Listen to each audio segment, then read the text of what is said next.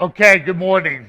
We're going to do a prophecy update this morning. If I have time at the end, maybe we'll take time for a couple of minutes of questions, although the way things usually go with me, we're not going to have time. We'll try to do that. Next Sunday, I think what I'm going to do is I'm going to do sort of a year update, 2015 in review with some highlights from that. So that'll be about a 5-hour presentation. And just because we're going to scrap, and somebody says, oh, good, yeah, you promised to do that. But this week, there's some things I'm going to share today. If you're sensitive to things, maybe you should just leave and, watch it in snippets when you come, because I think there's some things going on that we need to talk about, and I really do think it's time to really pay attention because of the world in which we live, the things that are happening, and there's some sobering things, some things I personally observed this week I'll share in a moment. But again, if you're not inclined to take this very well, then you need to maybe just get up and leave and ask somebody what we talked about. So we talk each week about the convergence of events in Bible prophecy and the things that are going on, and how all these signs seem to be converging as we get closer and closer to the second coming of the Lord. And we know that these things will get closer together. It'll be very turbulent times, and I really wish I could come here some Sunday and say, hey, it's all okay. Nothing to worry about, nothing to pay attention to, but I don't feel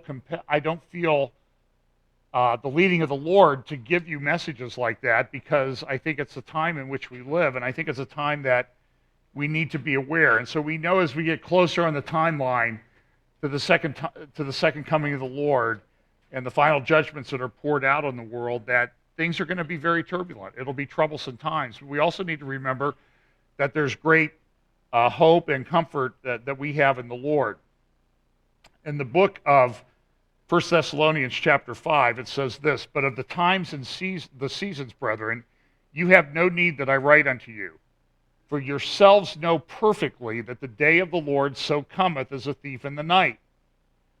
For when they shall say peace and safety, then sudden destruction cometh upon them, as travail upon a woman with child, and they shall not escape. But,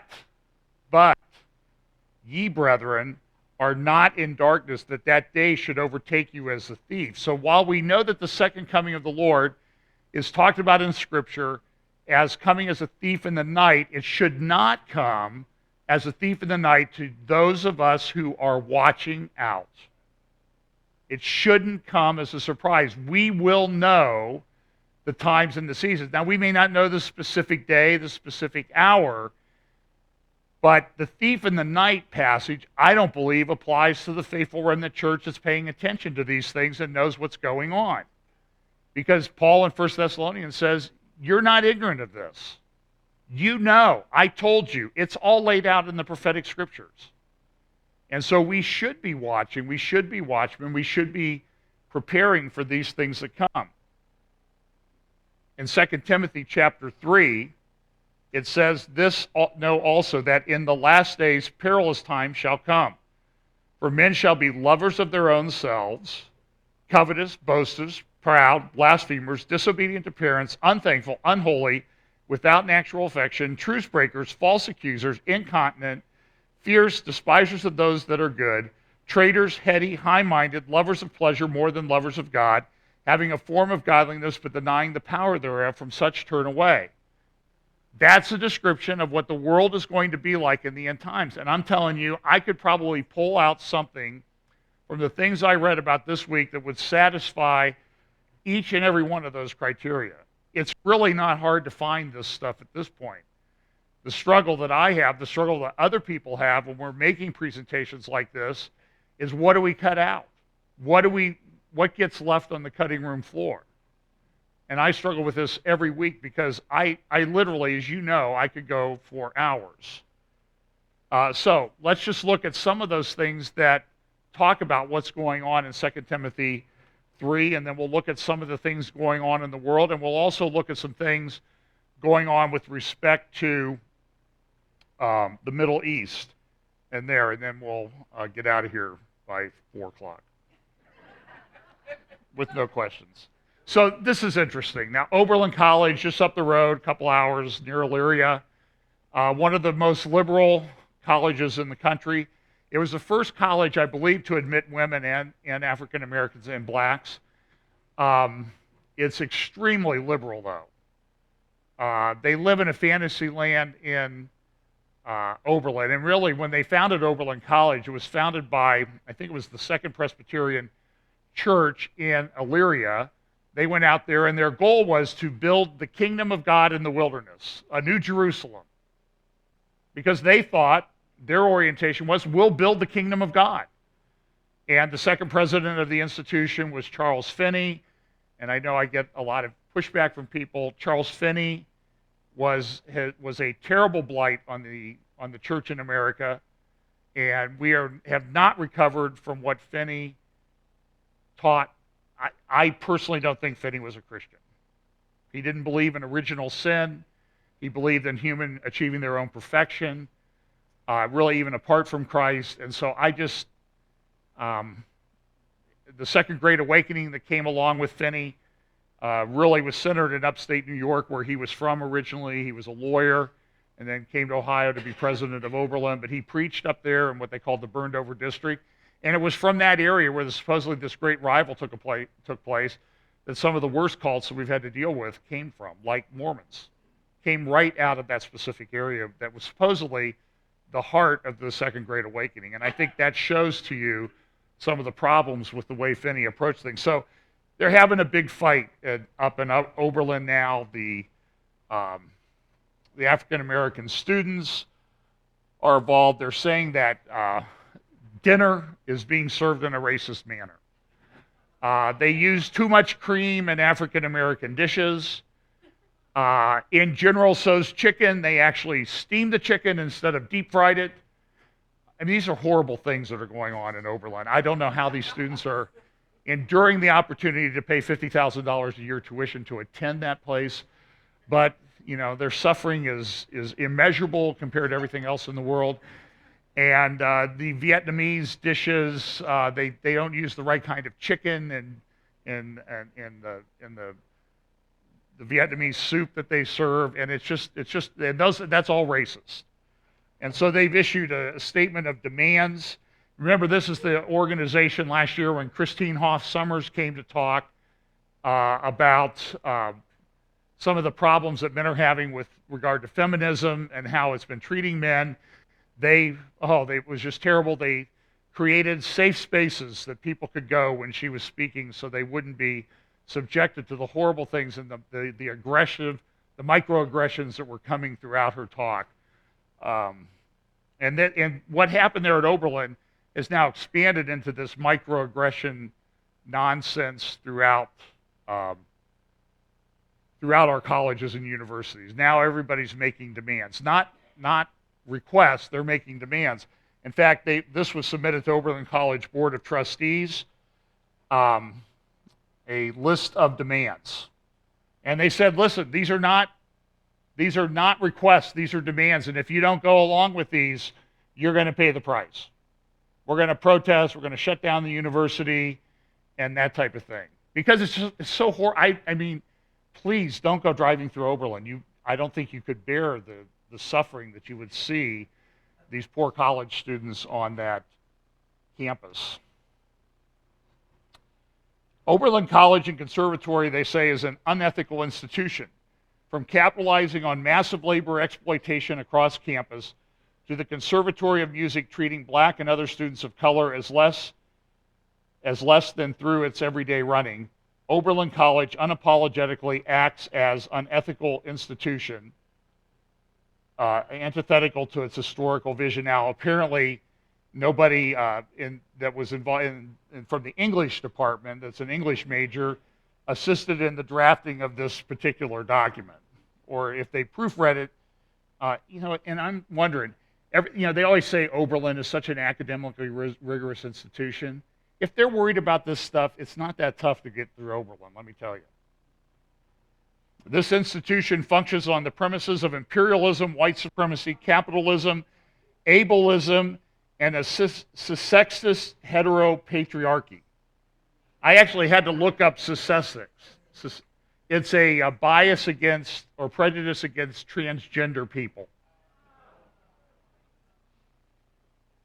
It's ramp. I went to. I actually drove through there. I actually went out to Finney's grave one time, and I remember remarking, it's a sexist society up here. It just strikes you in the. I mean, you can't drive into the city limits without noticing it. Oberlin College and Conservatory uses the limited number of black and brown students to color in its brochures, but then erases us from student life on this campus. You profit off of our accomplishments and invisible labor, yet you expect us to produce personal solutions to institutional incompetencies. We as a college defined high-risk, low-income, disadvantaged community should not have to carry the burden of deconstructing the white supremacist, patriarchal, capitalist system that we took no part in creating, yet is so deeply embedded in the soil upon which this institution was built.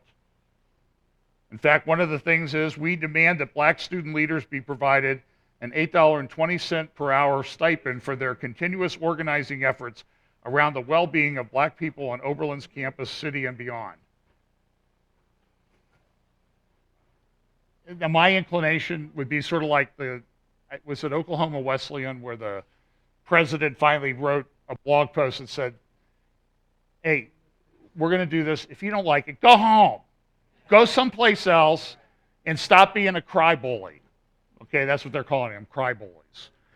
And this is what happens. And I heard an interesting radio broadcast this week on the White Horse Inn, and they were talking about that it really is statistically provable that this generation, that my generation helped raise, is really the most narcissistic generation ever. There was an article in one of the major newspapers this week about a pediatrician, I think it was in the Wall Street Journal, who wrote, I had a 10-year-old kid in my office the other day, and his mother said something to him, and he just turned to her and said, you need to shut up, you're stupid. And he says, I'm seeing this all the time now, and it's totally out of control, and it's 2 Timothy chapter 3 playing itself out right in front of us. There's no doubt. If you don't think it is, then fine, but you're ignorant. Okay? I'm an adult, I can say that. Other things are happening in the world. This is an interesting story, environmental disaster in Brazil. I wasn't even really aware of this. This is in the Los Angeles Times this morning. A mine had a leak similar to what happened down around Durango, Colorado. It's poisoned and destroyed and is in the process of destroying. Toxic chemicals leaked out of this mine, went into the water system, and there's tens and tens of thousands of people in this major ecosystem in Brazil that they're without water. And as it works its way downstream, they don't know if it will permanently contaminate that area for human living. It's a major economic and environmental disaster. But this is a theme that, the Bible tells us that these things are coming, these environmental disasters. We should know that they're coming. Sometimes they'll be man-made, sometimes they're going to be supernatural, but just assume that in our world this is going to happen. And when it does happen, this causes major population shifts and all the problems that go along with that. We see that happening with regard to the migration of Muslim people into Europe by the tens and hundreds of thousands. But this environmental problem is something that's a major issue. Remember, I played for you the video that was projected on the side of the Empire State Building a few months ago. And at the end of this video, it was about environment and the destruction of animals and the dying off of species, and this is awfully horrible. And it ended with this is a freeze frame, and enhanced a little bit from what it showed up, is the Hindu goddess Kali. And it is the Hindu goddess of destruction. Now, this demonic goddess was projected on the Empire State Building in New York. I'm very uncomfortable with that. It's almost like New York is saying, hey, God, look at this. Look at what we're doing. Well, this week, on a particular holy day for Roman Catholics, a version of the same video was played at the Vatican, projected on St. Peter's Basilica in the Vatican. It was projected on the day of the Feast of the Assumption of Mary. Now, that's a blasphemous feast. They teach that Mary was assumed live, complete into heaven because she was perfect. The Mary who in the Bible says, "Blessed is the Lord my Savior," she needed a Savior because she was just like us. But they projected this thing on the side of the Vatican. Now look, and there are a lot of Roman Catholics that are very, very upset by this. But you know that this Pope, we've talked about this, the Pope's agenda is not a Christian agenda. It is a leftist agenda that he uses Christianity as a prop to further. Just like a certain leader in our country uses things as props for him to pursue his leftist agenda. And at their core, they are united.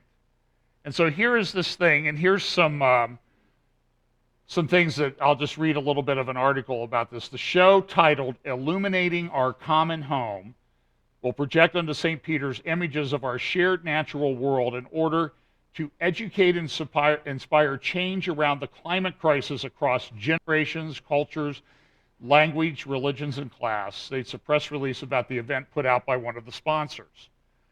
The main financial backer behind the event is the U.S.-led World Bank Group via its Connect for Climate initiative. So, what do you conclude from this? The global elites, financial elites and global elites, are all behind this agenda. Why? Because what is ultimately behind the agenda? Really? A new world order. Control. And I think this socialism that underlies this leftism, I think this is part of the religion of the Antichrist and false prophet that will be used to impose control in the end times. The World Bank, created in 1945 to rebuild a war-torn Europe, has a long history of relentlessly funding abortion and contraception programs in developing nations under the banner of ending extreme poverty and boosting shared prosperity.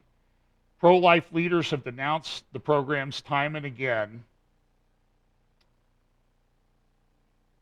as a thinly veiled population control programs aimed at reducing populations considered by Western elites to be undesirable. The organization, through its World Bank Spiritual Unfoldment Society. How many of you knew that there was a Spiritual Unfoldment Society under the guise of the World Bank? News to me. But I'm not surprised. Also has ties to non-Christian religious practices where employees engage in transhumanistic meditation sessions that aim at personal transformation through self-knowledge, understanding, and awakening the higher consciences. That sounds like a large portion of the evangelical church. That sounds like Roman Catholic mysticism. That sounds like Hindu mysticism. That sounds like Buddhism. Guess what, folks? It's all part of the final end times one world religion. The spirituality. It's here. Remember, we talked about this. We know that there is a great falling away that comes in and around the 70th week. But it's not going to just appear out of nowhere. You need to wake up and realize it's right here in front of you right now, and it's growing, and it's going to continue to growing. So you need to steel your mind and steel your hearts to prevent you from getting sucked into this stuff. Because it will be attractive, a great deception, and everybody will be doing it. I don't know if did I mention in here about the CLE seminar at my law firm? The guy says, hey, if you're stressed, meditate. Breathe. I do yoga. You should do yoga. I didn't know that that was part of the practice of law. It wasn't when I started. It's not going to be when I finish, for me. One of these organizations that does this is an organization, a company called Vulcan Inc. Vulcan Inc. was founded in 1986 by investor and philanthropist Paul G. Allen. Do you know who he is? One of the wealthiest men in the world. He was one of the guys who started Microsoft with Bill Gates. Another reason not to like Windows. That strives, okay, it's a private company based out of Seattle, Washington that, quote, strives to create a new kind of future by upending conventional thinking. The company was deliberately named after the Roman god Vulcan, the deity of destructive fire. Sounds a little bit like Kali, doesn't it? Whose earliest known shrine existed in Rome at the foot of the Capitoline Hill, close by the Vatican. Vulcan's website states that its founder thought that the name seemed fitting for a company whose mission was to find smart solutions for some of the world's biggest challenges. Another partner at the event is Okeanos, an environmentalist foundation begun in 2007 by Dieter Pahlmann with the purpose of raising awareness of the various threats our oceans are facing.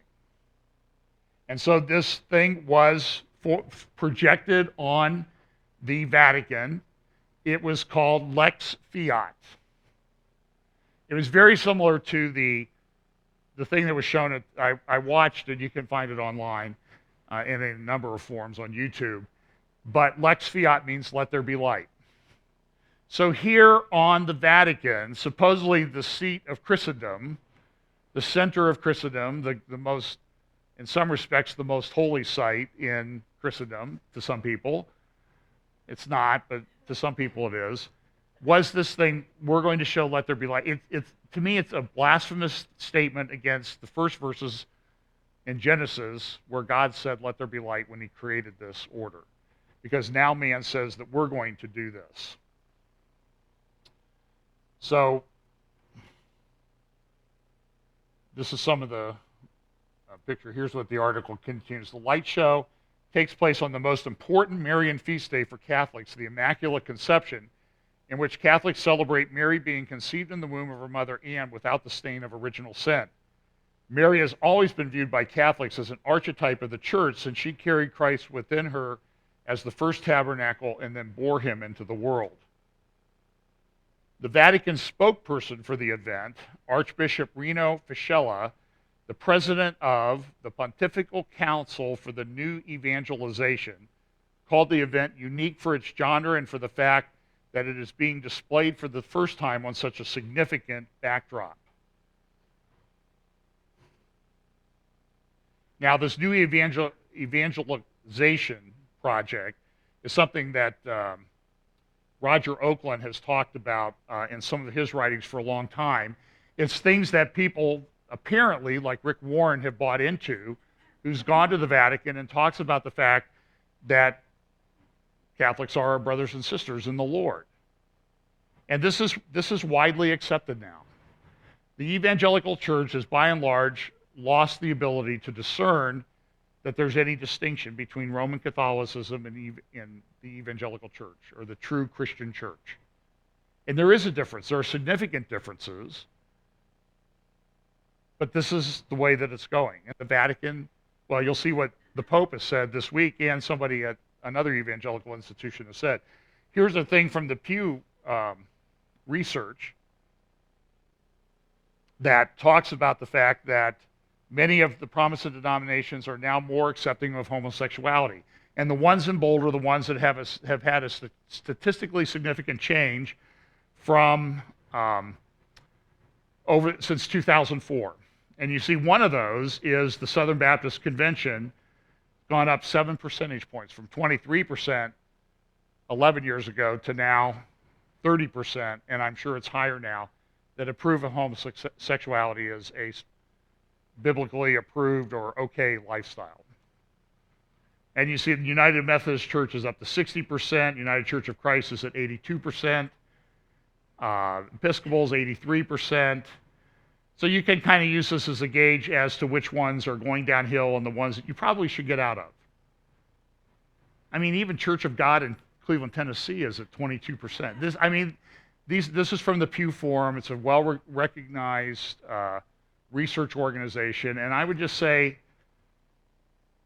use this as a guide as to when you're looking for a church or whether you should stay in a church. I'm just telling you you need to be confronting, and people out there that listen to this, you need to confront your leaders and elders about where your church stands on this particular issue. I mean, it's that serious. And if they're doing it and they're fuzzy, get out. Go find someplace. Find places online that you can fellowship. Start a home fellowship church. Use online resources. And start a new church. And get away from this stuff because it will rot your soul. And it's very, very dangerous. To show you an example of the world and the church, here is a thing from a Christmas program at a big church, Hillsong Church in London a year ago. Now, I'm not going to play all of it because I find it very disturbing. But this is their rendition of one of our favorite Christmas carols.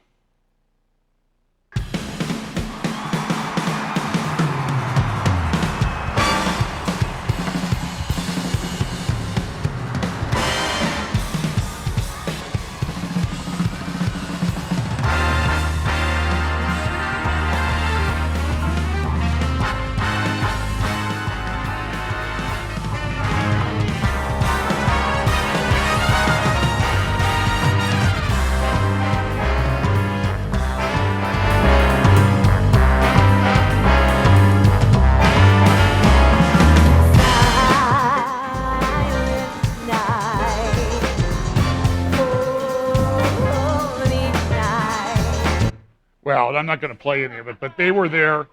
And I'm not against big band music, okay? But when women are dressed in short skirts like this, jiggling around, this is blasphemy. This is stuff, and if you see a church like this doing it, get out of there, flee, and tell everybody why you're leaving. As a friend of mine said, if you see stuff like this in the church, don't walk out silently. Go out kicking over the trash cans and slamming the doors and telling everybody why you're leaving, and consider yourself that you're on a rescue mission and take as many people with you as you can. This is Hillsong Church in London. Now, all the Hillsong people, you can send your emails. You know, what is it, Steve Mitchell at, look it up. Now, their Hillsong Carols thing, big shows, sold out their 2 performances at Wembley Theatre in London this year.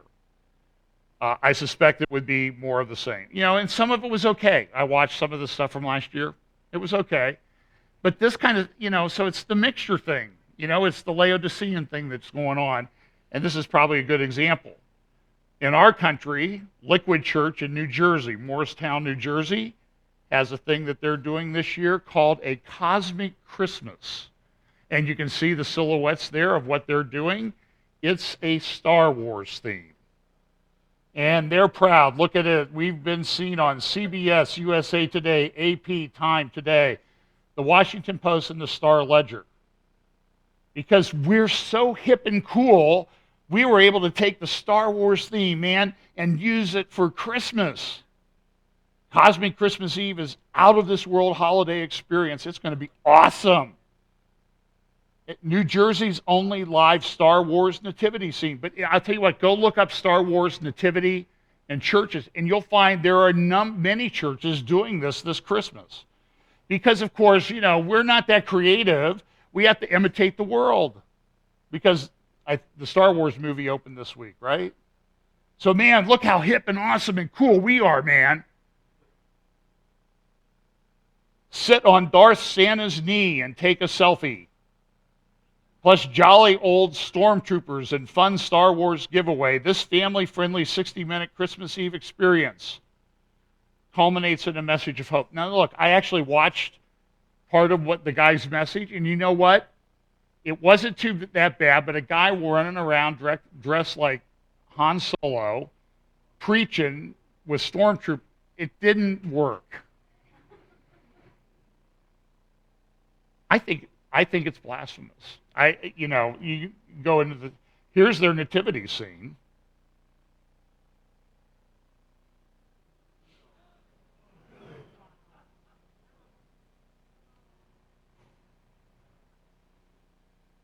Happening all over America, folks. Okay. A.W. Tozer said this. A church fed on excitement is no New Testament church at all. The desire for surface stimulations is a sure mark of the fallen nature, the very thing Christ died to deliver us from. That's right. Okay, now we're going to talk about the Muslim thing. Roger Moore, great thinker that he is, at the Trump Tower with a sign, "We are all Muslim." Michael Moore, I'm sorry. What did I say, Roger Moore? Oh, that's 007, yeah. I get my music, I get my video, my movie genres all mixed up sometimes. Maybe we should do a secret agent Christmas sometime, you know? We are all Muslim, Michael Moore says. Somebody photoshopped this in. No, we are not.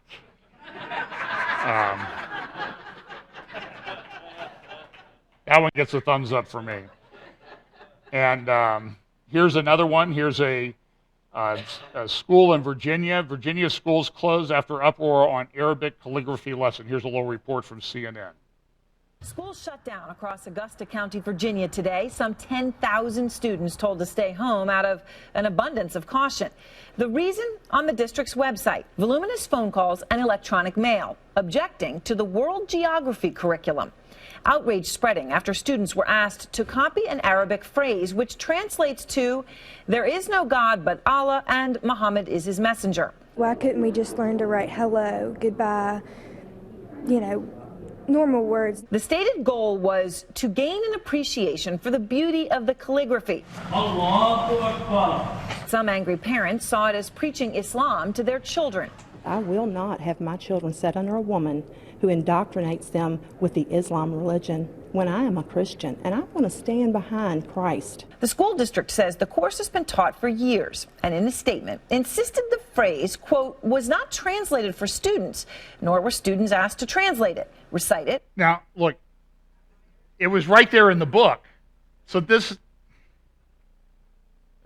or otherwise adopt or pronounce it as a personal belief. But many weren't buying that. In fact, Sheriff Randy Fisher told Out Front that the district has been inundated with emails telling us they were, quote, very hateful, very threatening and profane, including pictures of beheadings. It just shows the level of anti-Muslim hysteria in this country, that what is essentially an unremarkable school assignment becomes something that people feel the need to threaten and forces schools, of all things, to be shut down. They shut down the school because they showed what people are doing in the name of Islam. Not because of what the people concerned about it were going to do, but the people that this thing was teaching about do.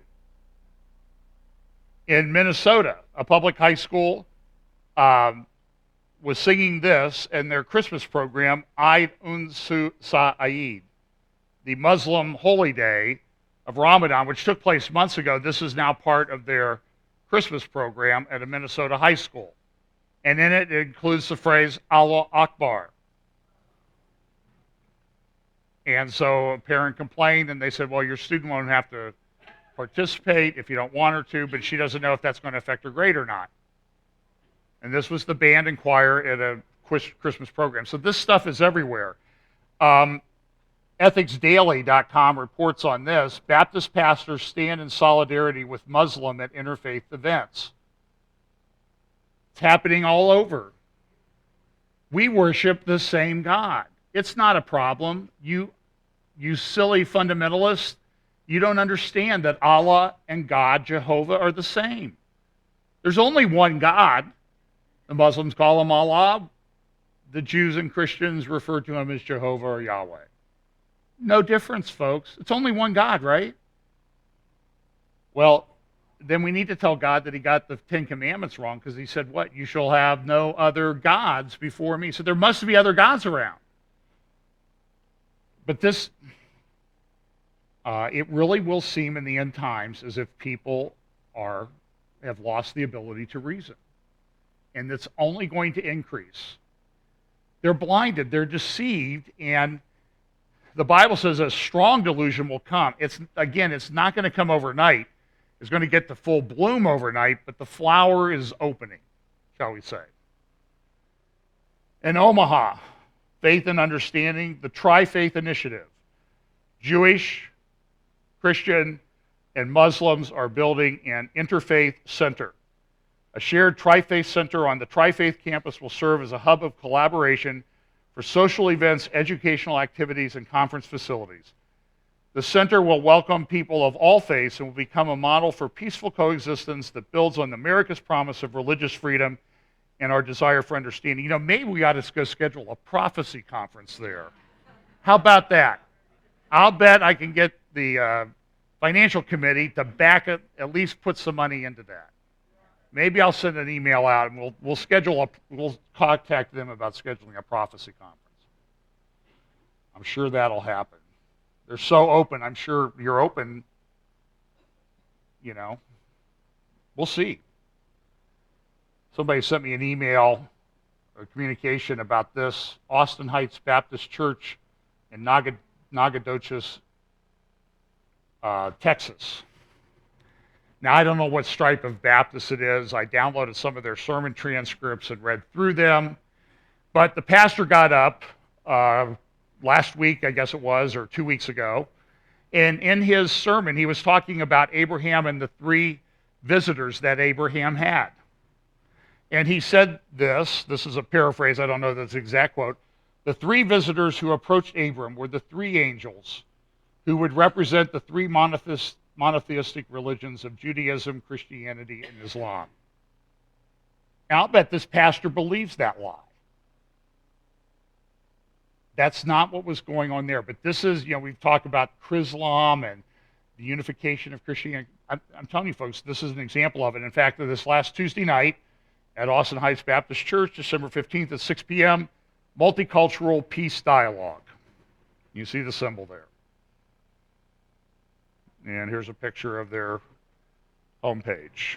And I went through the sermons, and I'm telling you, they were full of references to mystics like Merton and other people. And the guy got up and gave a testimony and talked about how meditation saved his life. And nobody in the church said a word. So my advice to the person who heard this was, get out of there. Just leave. Get out. Because this stuff, it'll destroy your faith. Because they don't believe in Christianity there. It's a prop for their one world religionism, mysticism, all this stuff that's promoting. At Wheaton College, the Harvard of the evangelical world, right? This lady posted this on her Facebook page, a professor. She said this, I stand in human solidarity. She said, we should all I'm wearing a burqa for Advent this year. I stand in human solidarity with my Muslim neighbor because we are formed of the same primordial clay, descendants of the same cradle of humankind. She mentioned a place in Africa that I had the privilege to descend into to plumb the depths of our common humanity in 2014. Now, there's a whole bunch of theological error in that. I think you understand. We all come from the same, we all evolve from the same thing. I stand in religious solidarity with Muslims because they, like me, a Christian, are people of the book. And as Pope Francis stated last week, we worship the same God. No, you don't. You may, but this church, Fellowship Bible Chapel, we do not. And we will not. And if you ever catch us doing it, you need to leave or get rid of us or whatever and protect the theological integrity of this church. I would like to add that I have sought the advice and blessing of one of the preeminent Muslim organizations in the United States. She was suspended, okay? So this is what she considers to be one of the preeminent Muslim organizations in the United States, the Council on American Islamic Relations, known as CAIR, where I have a friend and board colleague on staff. I asked whether a non-Muslim wearing the hijab was haram, forbidden, patronizing or otherwise offensive to Muslims. I was assured by my friends at CARE Chicago that they welcomed the gesture. So please do not fear joining this embodied narrative of actual as opposed to theoretical unity. Human solidarity as opposed to mere nationalistic sentimentality. You know, I think she would fit in better. I would hope she would fit in better at Oberlin than at Wheaton. But listen, the pro-Palestinian Professor Gary Burge isn't suspended. He goes to that theological cesspool known as Christ at the Checkpoint and speaks every other year when it takes place. But he's okay. But this one, I guess, crossed, even for, and so of course the over 40 Wheaton students are not content to leave it at that. They signed an open letter to President Philip Reichen asking for Hawkins' immediate reinstatement. So what'll happen, I don't know. Here's a statement that the professor made the other day.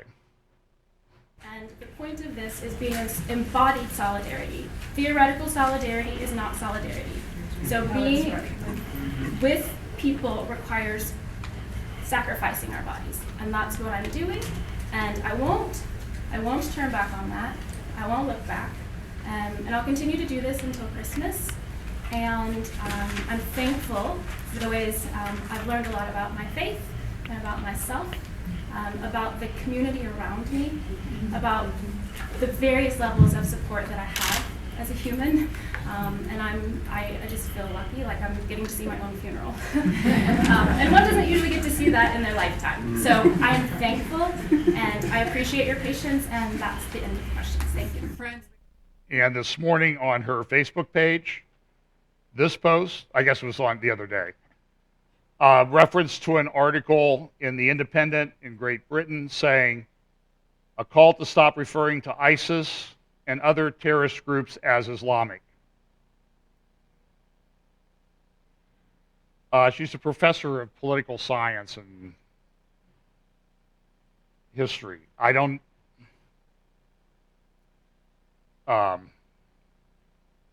Wheaton has a problem.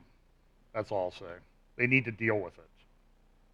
But this is going to get worse for all of us. Here's a speech in Minneapolis this week by a presidential candidate choosing Minneapolis because of the 100 or so thousand Somalian immigrants that they have there. Oh, it's not going to show up because it's only a single channel. So it's an act of mercy. Okay, she said, we need to stop this. Donald Trump is awful for referring to Muslims. And if we just treat them nice, everything will be okay and nothing will happen. Okay, it'll just be perfect. So you can look that up if you really want to listen to it that bad, or come up here and I'll play it for you after church. And I'm going to guess nobody's coming, right? This is ignorance on an epic scale. Here's an interview with Congressman Chaffetz and Greta Van Susteren on the record the other night about some of the immigration issues that he had a hearing about. This is stunning. You all want the answers on this. I do too. How did Tashfeen Malik slick the State Department and Homeland Security and get a visa into the United States with all her jihadist plans? Today, the House Oversight Committee grilling the State Department and Homeland Security for not looking at the social media of people coming into the United States. The immigration screening process is a critical element in protecting the American people. You got to lock down that border, and you got to get rid of the people who are here committing crimes, for goodness sake. They're here illegally committing crimes, and you all release them back out into the public. Some 60,000+ times you did that. These are the criminal element. Don't tell me about the nice, lady who's just trying to help her family. These are people committing crimes, get caught, they get convicted, they're in your hands, and Homeland Security says, no, go back out into the community. What is the number on that internal document that you've seen? It's less than. What's the number? Now, you've got a 2-inch binder there. It has all kinds of research. In fact, it's got our pictures and our bios. So you've done good research. So you knew I was going to ask this question, I assumed. Of the revoked visas, do you give those to the Department of Homeland Security? Exactly. We revoked the visa, and the information is... So Homeland Security, how many revoked visas are still in the United States of America? Mr. Chairman, I don't have that... You don't have a clue, do you?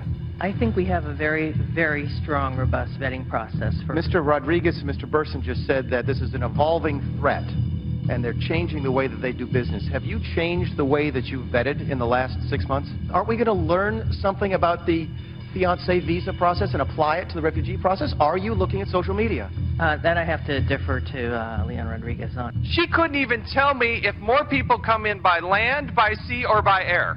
She thinks most people come into this country by air. And she's in charge of screening. You can see why we're scared to death that this administration, the Department of Homeland Security, the State Department, is not protecting the American people. Chairman of the Oversight Committee, Utah Congressman Jason Chaffetz is here to go on the record. Good evening, Mr. Chairman. Hey, Greta. FBI Director Comey said that Tashfeen Malik didn't use social media. She used private online messages. But putting that aside for a second, why aren't they looking at social media for those coming into the United States when everyone agrees that ISIS uses social media for recruiting? Homeland Security is about 10 years behind the times. It really does scare me because the one thing that you see, no matter what country you go to, whether it's the Maasai or you're going into North Africa, it doesn't matter. You're going to see mobile phones. Social media is the way they communicate. And our State Department, our Homeland Security, they have a pilot program. It's a pilot program. We're about to turn the corner into 2016. They're not even looking at this. What is their aversion to doing it? I mean, if it's privacy, it's so absurd because you put things on the internet. You really do sort of abandon your right to privacy. If you don't have reasonable expectation of privacy, you put it out there for people to see. A lot of the radicalization is happening online through these public sites. And so when somebody wants the privilege of coming to the United States of America here on a visa or on a visa waiver program, it's reasonable that we go ahead and look at what they're doing online. Why won't they? We have absolutely, the hearing went for 4.5 hours. And you don't know? And we don't know. The Democrats were equally as baffled as to why somebody's asking the privilege to come to the United States of America, and we don't even do the most basic things. All right, one of the questions you asked are the number of people here in the United States, they have revoked visas. Yes. And you don't know, nobody knows how many or where they are? About 122,000 over the last 10 years or so, roughly. 9,500 were revoked by the State Department because of terrorist ties. And where are those 9,500? I asked them that. I said, can you identify them? Where are they? They haven't a clue, Greta. And this is where we should be focusing our law enforcement effort. I mean, think about it. They have a visa from the State Department. State Department says, oh, we better revoke that because of terrorist ties. But they don't go get them. They don't send out a dragnet and deport these people. 66,000 times we had people that were here illegally, had committed crimes, had been convicted of those crimes, and they just released them. They didn't deport them. You know, there's one part where I heard the testimony said that we have strong, robust vetting. And not only does that, I feel the same way you do, but the State Department, a day or two after San Bernardino, said that the woman who came in, one of the killers, I think the word they used was she had a rigorous screening. And it turns out she had a phony address on it. I was like, you know, that's really lying to the American people. You know what most of this happens is on the telephone. We had last year 51,000 people step foot in the United States, claim asylum, and there are 40 people at Homeland Security. They have 250,000 employees. Only 40 of them actually vet those 50,000, and most of them do it on the telephone. There's no way, and they're not looking at their social media. Right, so it's pretty scary. There are an awful lot of good people that also come to this country, but I do want to know from the viewers at home, I want them to vote, should it be tougher for foreigners to get into the United States? Tweet yes or no. Okay, personal experience. Wednesday afternoon in downtown Columbus. I was going to 175 South 3rd. I used to work in that building. I call it the Flash Cube building. You know, it's all mirrored glass. If you go down South 3rd Street at State and 3rd is the Sheridan Hotel, used to be the Hyatt on Capitol Square, and it extends all the way down to Town Street. At Town Street, you know, you can go west on Town Street, but it used to be blocked by the City Center Mall, but it's just a park now. So they call 175 on the park. And there's a bunch of businesses in there, one of which is the Bar Association. I was going to a seminar. Of course, I'd missed all day because I had a court hearing, but there was a section of the seminar that I wanted to attend. So about 2:50, I pulled up there, parked on the north side of Town Street. You know, I drove west on Town Street. Just as I got to 3rd, I got the first parking space. I pull in the parking space and I look, and there in the corner is this guy. He 60 degrees, right? Nice day, Wednesday here for mid-December in Ohio.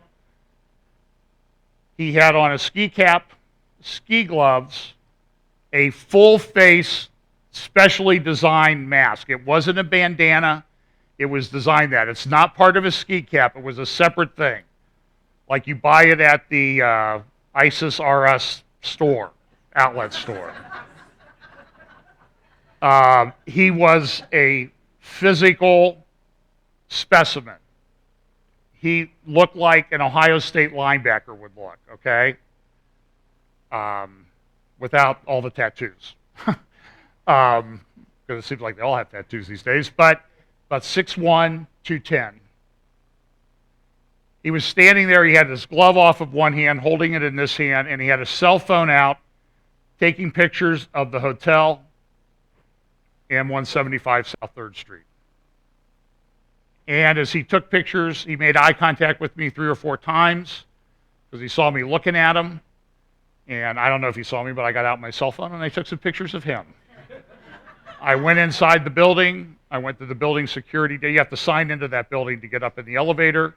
I said, hey, you need to look at this. He called the building manager over. The building manager had me email him the photograph, and he distributed it to all the building managers downtown. There's a network. I called the police. I filled out an FBI form online. This was not right, folks.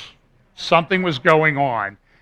And my personal opinion was the guy was gathering intel as to what can I wear in downtown Columbus and walk down the middle of the street in broad daylight on a busy street, and what can I get away with? Because he was looking around, gauging all of the people's reactions to him. Now, most people, they didn't even pay attention. And this is part of what I call the normalcy bias. We always assume that what we see is just, it's normal and ordinary, and there's nothing wrong. But we live in a world now where I think you need to pay attention, okay? Nothing special about me. I just happened to look up and notice him, like, wait a minute. Well, look, I was in San Bernardino a week ago, so maybe my sensitivity to these things is a little bit heightened because I was so close to where that terrorist attack took place. I called the police, told them where I was, how long I was going to be there. About an hour later, 2 cops from Columbus, city of Columbus, showed up, and they said, hey, are you the guy who took this picture? And they hold up their cell phone, and my picture's on it. I'm like, or took these pictures, because there were several that I took. And I said, yeah, I'm the guy. And so they took a report and said they'd refer it to the Joint Task Force, you know what that is, the Joint Task Force on Terrorism that the different agencies have. So I'm just saying is, this was in Columbus in broad daylight. I did not get out of my car because I don't know what the guy was up to. I don't know if he was going to start something or what. I followed him for a couple blocks down the street, got in my car and drove down, went down by the bus station. He was taking pictures of 175 South 3rd the whole time. Somebody said it was on the LEPD, the gun store over there on Bethel Road. They have a show on 610, and they talked about it yesterday. So that's as somebody told me. So I'm just saying is you need to be on alert for those things. I will say I passed this information on to some friends. I did post it in some private groups on Facebook and got a lot of reaction like, that doesn't look right. I mean, plus a ski cap on a 60-degree day in downtown Columbus and a T-shirt. And it was a form, and you could tell this guy he was ripped physically. Ripped means really built, in case you're like me and you wonder what, I think I know what that used to be. And I may have some pictures of me like that a long time ago. So a friend of mine wrote back and said that, yep, in the health club near us, there's 15 to 20 Muslim men working out like that every week, and they're getting ready for something. They're getting ready for war. It's coming, okay? This friend also told me that I'm not going to mention the name of the town, but not too far from where my mother-in-law lived a great part of the year. Last weekend, a lady noticed between 200 and 300 Muslim men walking down the middle of a residential street in a suburb in Southern California. Silently. She went out and she said, "What are you guys doing?" The young guy said, "We are claiming this community for Allah."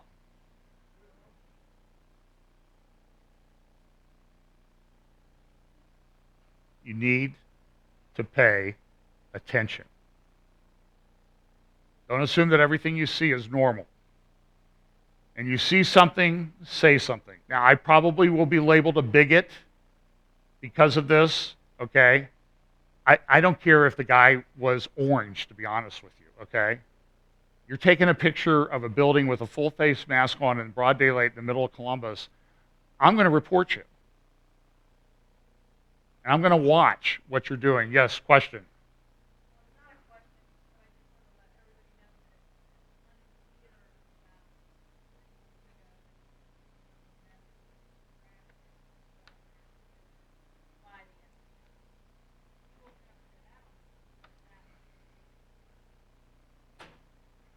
So, okay, she was talking about 3 men extracted, Muslim men extracted from the FBI, by the FBI from the Linux Theater down by Ohio State campus. No, but when I talked to the guys at the store over on, when I showed them the picture over at the store on Bethel Road, they said, "Oh, you know, we caught, we have this problem, these guys coming in all the time to our store here." And said, I don't know if I should share it or not. A lady came in a burqa. Maybe she was a Wheaton College professor, I don't know. And she picked up an assault rifle and she said, "How many people can you kill with this?"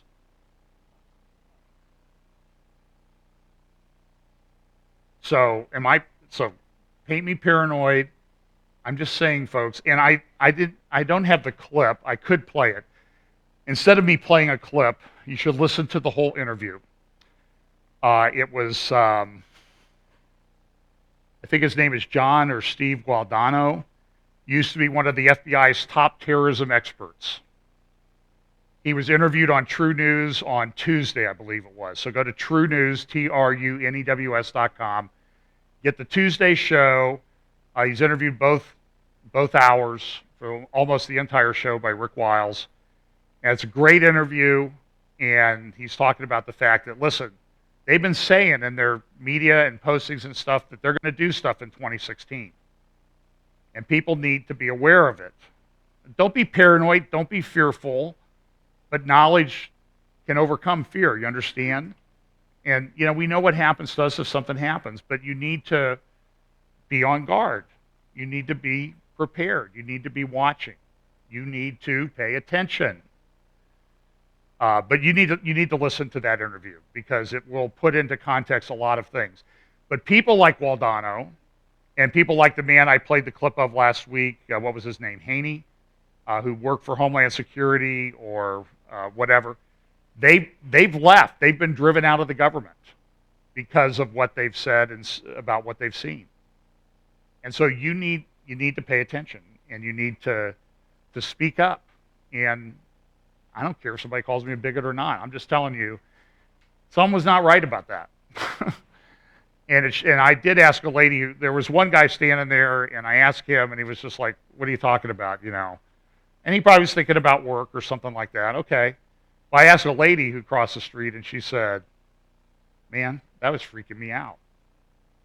I didn't know what he was going to do." And she walked right, you know, within a foot of him. So, I don't know. It's something you need to watch out for. So, well, let me just finish with this. I've got a lot more that I could do, and I need to get you out of here in the next few minutes. But this is Resolution 242 of the Security Council in 1967, and without going into great detail, it essentially says that Israel can protect itself because it's entitled to its own sovereign nation. And so that's why there isn't a peace agreement now, because it's just really not to the point that it can be safe. But this Israel thing is a big issue in the world. We know that, Zechariah tells us that Jerusalem will be a cup of trembling for all peoples in the end days. And that's where we're at. Now, this article by Brett Stevens the other day, who is one of the best foreign policy writers, I think, in the country, in the Wall Street Journal, said this, titled, "A Security Concern Due to Divided Loyalties." So who is he talking about? Is he talking about somebody who's related to the lady who was a terrorist? Her family? Is that divided loyalties? Because they support Islam and that type of thing? No, listen to this story. It was about a dentist. He was near retirement age, and he thought, well, I'm going to serve my country. So he applied to go into the Army or one of the armed forces as a dentist. But to do that, when you're working on military personnel, you have to get a security clearance. So he applied for security clearance. He's never done anything wrong. I don't even know if he's had a speeding ticket or anything. And it got down to a process, and they said, security clearance denied. He appealed, he went through another hearing, and he finally got back a report. Here's the story. That October, Dr. Pincus underwent a routine interview to obtain a security clearance for civilian employees. As part of the interview, he made note of his familial connections in, guess what country? Israel. 2 of his siblings had moved there in the 1980s, though neither worked for the Israeli government. His mother, elderly mother, now suffering from dementia, also moved there late in life so her daughter could help take care of her. And one of Dr. Pincus' children, Avi, had served briefly in the Israeli army before tragically succumbing to a drug overdose at an early age.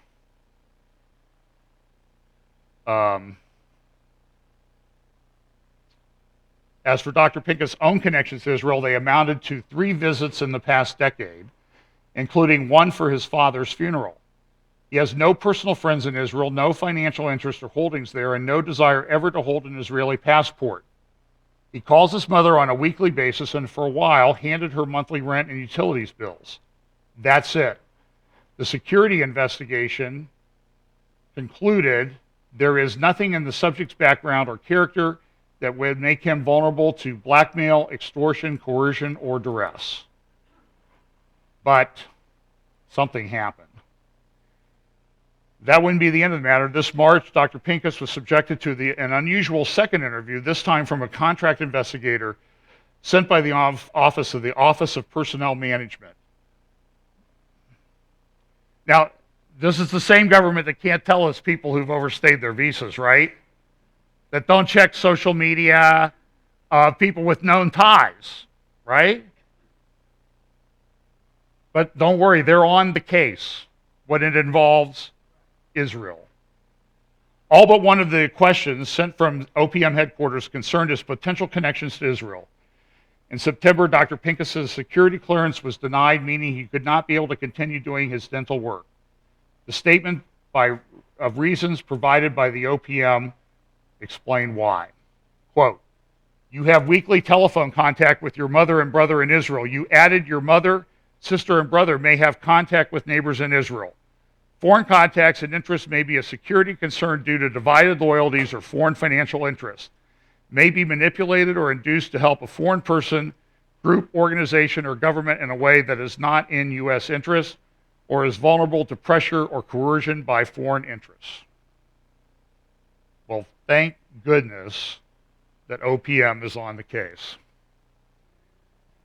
There's a little stat about the terror stats that have just happened in the past few months in Israel.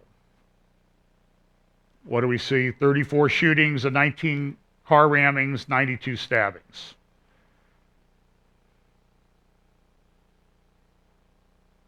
It's the whole thing. 21 victims killed, 255 wounded, 79 attackers killed, 53 attackers arrested. The terror targets have been 57% civilians, 30% soldiers, 13% policemen.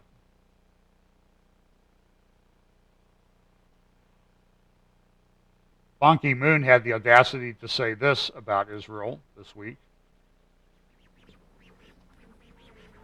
Mr. Secretary General, he was asked a question. My question to you is, many view Israel as being judged unfairly in the UN. Do you feel that there is any truth to that statement? Well, he goes into a long statement. I won't play the whole thing. It's an unfortunate situation, he says, but, you know, in reality, there's some bias against Israel, Israeli people, and government. Israel is a member of the United Nations. Thus, Israel must be respected equally with all 192 member states. Israel is 193. With all other 192 member states.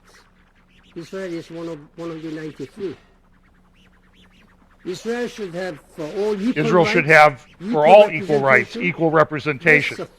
That is a firm principle of the United Nations. Yeah, it works in every country as a member of the United Nations. There cannot be any changes or any alterations to that. Any alterations to that. I have been urging and emphasizing this. Emphasizing this one. Unfortunately, because of all this conflict situation, you have been criticized, and you have been suffering from this bias and sometimes discriminations. I'm urging member states that every and all member states are equal. And all member states are equal. And he essentially said, look,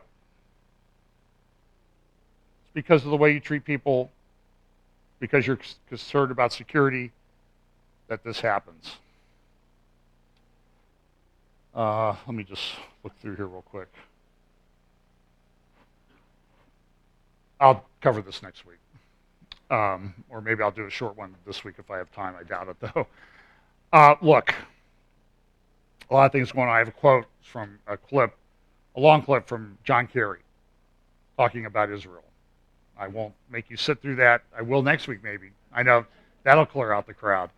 But he was at the Suburban Forum a couple weeks ago, and he talked about the fact that, you know, Israel, you're building these settlements, and that's why. But it's been 3 in the last 25 years. And they've been in sort of border areas. The 3 major settlement areas were approved, beyond what was already approved in place. This ought to be an indicator to you that this really is a serious time, that you need to pay attention, because the world is gathering against Israel. Our government, now, the official policy is anti-Israel. There's no question about it. Listen to what these people say. But listen to who they approve. So a dentist who wants to take care of armed services personnel, he can't get a clearance because his mother with dementia and his brother and sister live in Israel. He's a security risk. But Jay Johnson, whose father was a communist, Valerie Jarrett, whose parents were communists, and Barack Obama, who everybody he knew was a communist, is okay. Nothing to worry about. It's just another one of the indicators, folks. So I think I may have said this already once in this talk. It's time to pay attention. Okay? Let's pray. Father, Lord, I just pray that you would protect us and keep us from a spirit of fear, but one of knowledge and power. Help us be aware and always able to understand the things that are going on around us, and help us always be ready to share the hope that lies within us, that gives us that spirit of confidence, so that we can potentially help others, create opportunities for us to testify about your goodness, your grace, your power, your mercy, especially at this time of year. And Lord, just give us wisdom as we go about our daily lives and how we should react and what steps we should take for personal protection and safety and those sort of things. Give us guidance. Watch us as we go this week. In Jesus' name, amen.